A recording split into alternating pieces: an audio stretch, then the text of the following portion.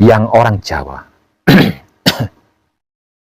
tidakkah mengerti, tidak pahamkah, tidak tahukah tuntutan penjaga bumi Jawa Dwipa ini, yaitu Eyang Sabtopalon dan Naya Genggong, kepada para tamunya yang datang berimigrasi ke Jawa Dwipa dengan masing-masing keinginannya yang memaksa orang Jawa untuk tidak tahu. Ini bukti dari ramalan Wong Edan Bagu yang selama ini vakum karena belum saatnya untuk diketahui secara umum, dan bersamaan dengan satu persatu terjadinya tuntutan dari penjaga bumi Jawa Dwipa. Saat ini, dan ini saatnya diketahui secara umum.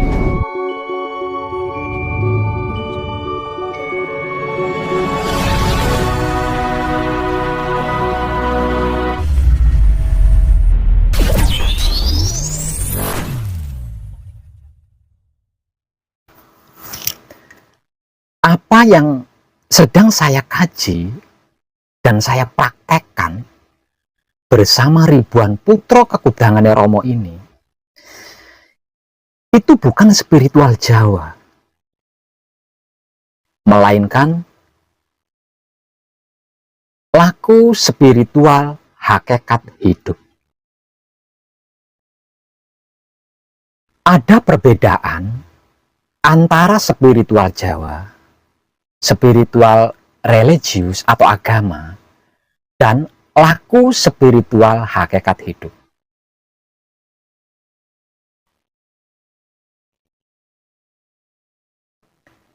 Kalau spiritual Jawa, itu pengkajiannya tentang ilmu.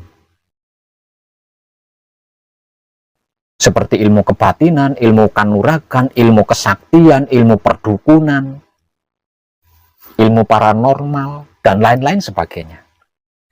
Dan pencapaiannya dengan lelaku, seperti puasa atau bertapa, mahar, ritual sesaji, dan pemujaan. Spiritual agama, pengkajiannya tentang akhlak, pencapaiannya dengan ibadah, dan ritual puja-puji seperti tirakat, puasa, beramal, bersedekah, serta persembahyangan. Seperti sholat 5 waktu misalnya, sholat hajat, sholat tahajud, sholat duha, sholat mayit, sholat gerhana, dan lain-lain. Wirid, dzikir, dan lain-lain. Sedangkan laku spiritual hakikat hidup, pengkajiannya tentang diri pribadinya sendiri. Bukan tentang ilmu, bukan tentang agama plus ritualnya. Bukan tentang nabi, bukan tentang dewa, malaikat, bahkan bukan tentang Tuhan. Dan pencapaiannya dengan bertaubat. Yang kemudian beriman hanya kepada Dat Maha Suci Tuhan saja, bukan yang lain selain Tuhan, melalui permohonan pengampunan yang tiada henti. Spiritual Jawa memiliki 5 tingkatan pencapaian, yaitu harta, tahta, asmara, kawibawaan, dan ilmu. Spiritual agama juga sama, memiliki 5 tingkatan, yaitu syariat, hakikat, tarekat, tasawuf, dan makrifat. Sedangkan laku spiritual hakikat hidup memiliki 1 tingkatan pencapaian saja, yaitu kesempurnaan hidup dan mati.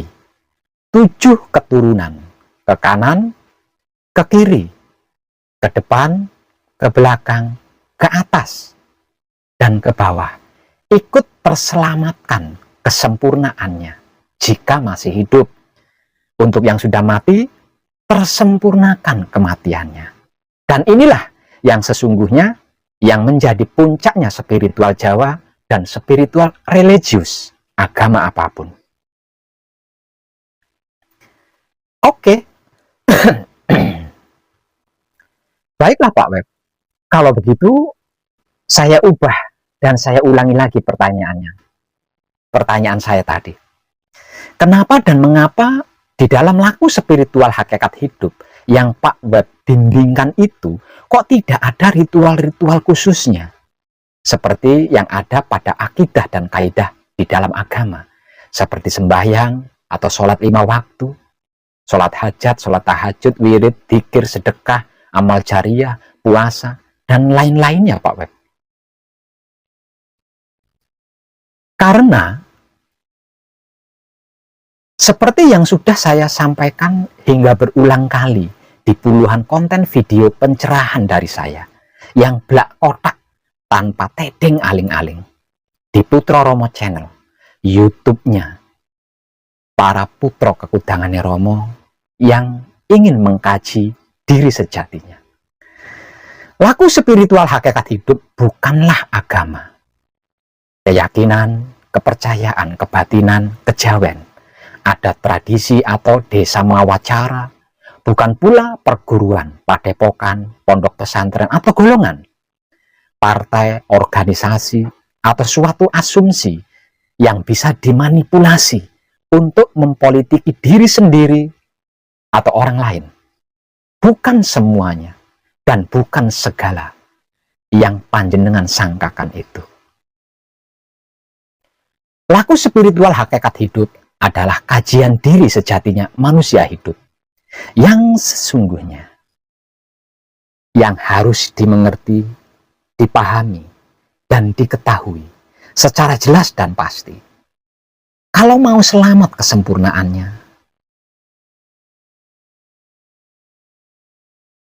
kalau mau selamat kesempurnaan hidup dan matinya, serta harus dipraktekkan sesuai sikap dan sifatnya. Seaslinya manusia hidup itu sendiri. Secara sadar, menggunakan kesadaran, rasa, cinta, kasih sayang hidupnya. Manusia hidup itu sendiri. Bukan dengan ego, pamrih, dan arogan. Apalagi kemunafikan dan kepecundangan. Supaya apa Pak Web? Supaya tidak lupa diri. Supaya ingat diri. Supaya mengerti, memahami, dan mengetahui dirinya itu siapa. Asal-usulnya dari mana. Diadakan di dunia ini untuk apa. Tujuan hidupnya di dalam kehidupan dunia ini mau apa dan hendak kemana. Loh. Loh, berarti semua manusia hidup di dunia ini, menurut Pak Web, lupa diri, tidak ingat diri, dan tidak tahu diri ya. Dengan menganggap semua manusia hidup di dunia ini lupa diri, tidak ingat diri, tidak tahu diri, berarti Pak Web sudah menghakimi semua orang nih. Hup.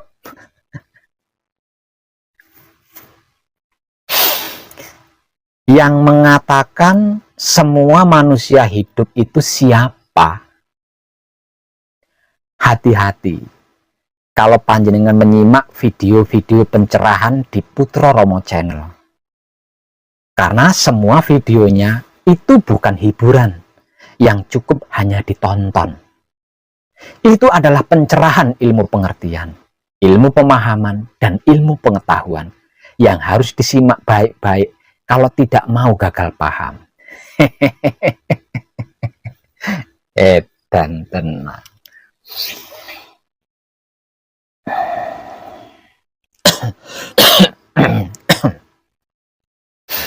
Dan saya juga tidak sedang menghakimi siapapun dan apapun. Karena ini realita. Kenyataannya memang begitu dan seperti itu. Buktinya apa Pak Web? Kalau kita-kita atau kami-kami ini lupa diri, tidak ingat diri, tidak tahu diri, ayo.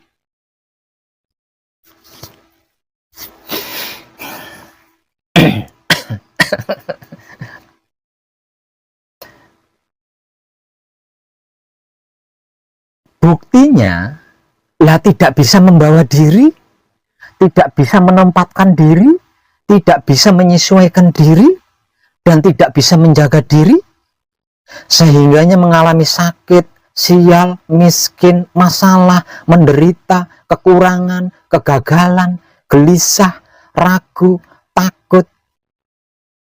Yang lebih parah lagi, otaknya selalu berpikir buruk, selalu berprasangka jelek, negatif thinking, atau buruk sangka, dan lain-lain.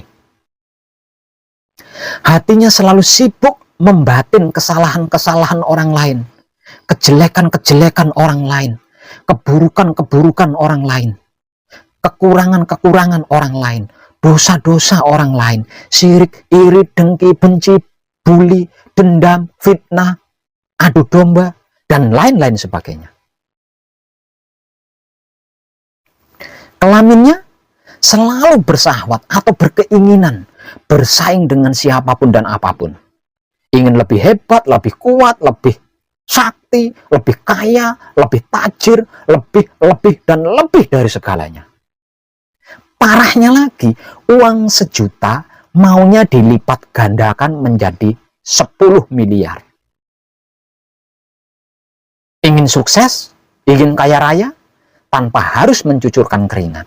Cukup dengan menjual anak atau istrinya kepada Nyi Blorong, Nyi Roro Kidul, babi ngepet, Nyi Primonyet, dan lain-lain sebagainya. Kalau ada orang lain yang lebih baik darinya, cemburu.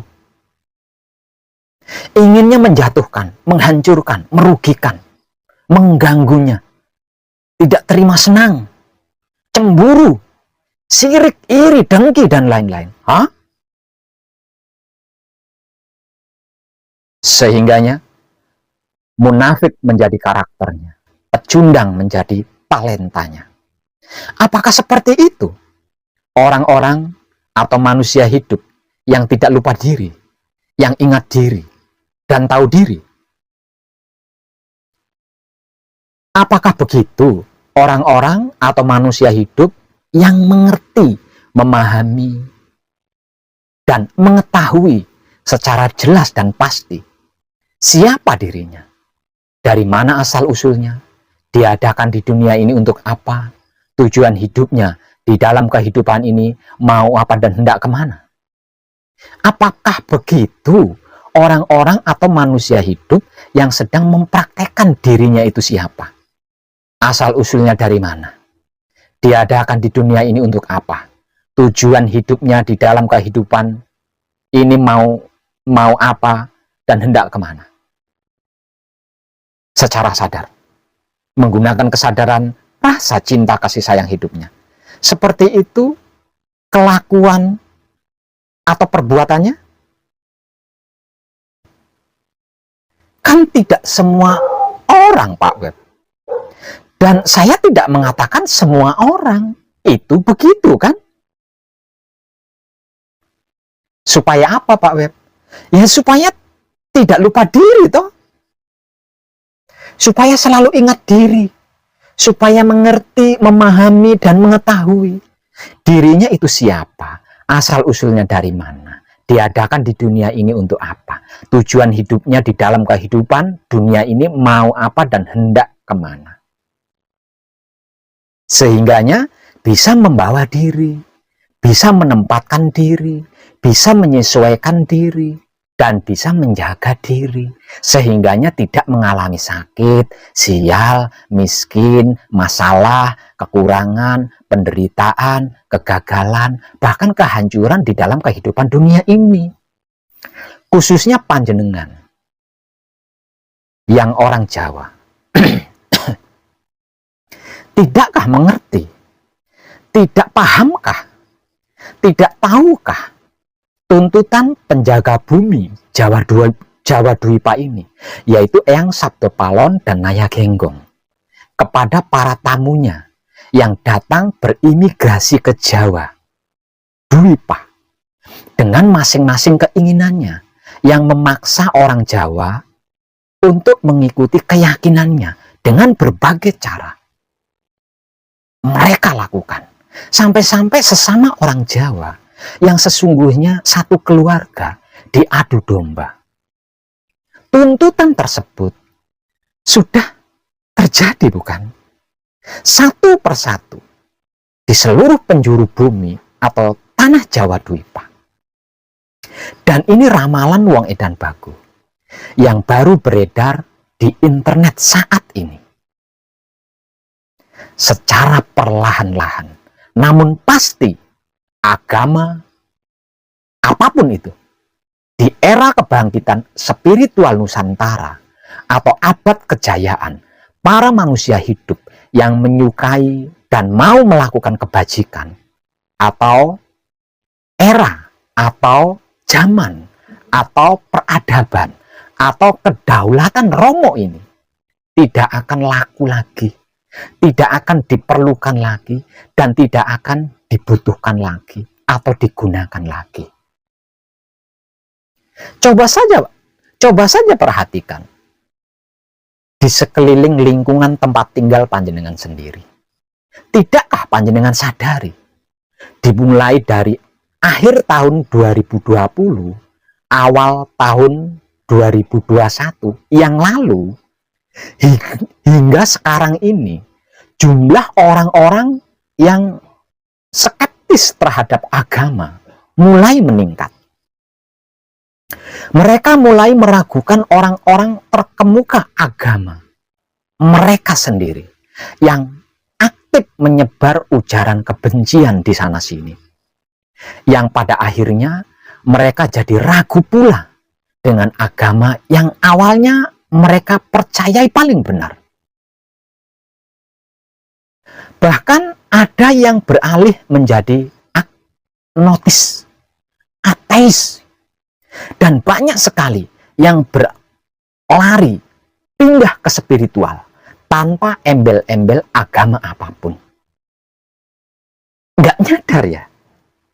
Apa tidak tahu? Ini bukti dari ramalan Wong Edan Bagu yang selama ini vakum karena belum saatnya untuk diketahui secara umum, dan bersamaan dengan satu persatu terjadinya tuntutan dari penjaga bumi Jawa Dwipa. Saat ini, dan ini saatnya diketahui secara umum.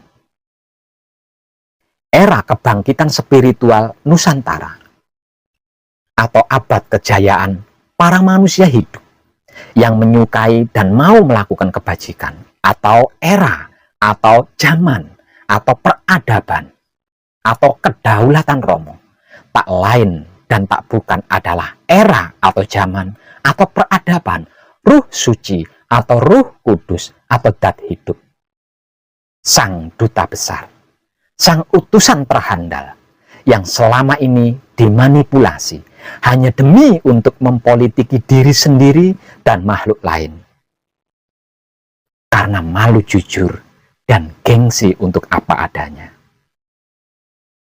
Artinya, saat ini kita semua tanpa terkecuali sedang berada di zamannya atau eranya atau peradabannya Ruh Suci atau Ruh Kudus atau Sang Guru Sejati atau Dat Hidup, yang selama ini telah menjadikan jiwa raga manusia bisa hidup, bisa bergerak, melakukan itu dan ini, berbuat ini dan itu, serta lain-lain sebagainya. Namun seumur hidup tidak dipedulikan, tidak digubris, malah diasumsi sebagai itu dan ini, lalu dimanipulasi untuk mempolitiki diri sendiri dan makhluk lain, karena malu jujur dan gengsi menjadi apa adanya. Ruh Suci atau Ruh Kudus atau Guru Sejati atau Dat Hidup itu tidak bisa dicampuri dengan apapun dan tidak bisa tercampuri oleh apapun. Jadi apapun itu yang tidak suci, yang tidak kudus, bersiap-siaplah, karena sewaktu-waktu akan disapu oleh jagat untuk dibersihkan agar supaya kembali suci atau kudus. Di zaman sekarang ini, atau era ini, atau peradabannya, Ruh Suci atau Ruh Kudus atau Sang Guru sejati atau Dat hidup ini berbondong-bondong. Orang-orang akan kembali kepada spiritual yang tanpa embel-embel agama apapun. Seperti pada awal mulanya hubungan antara makhluk dan alam semesta terjadi, yaitu kesadaran cinta kasih sayang hidup atau kesadaran kudus atau kesadaran murni.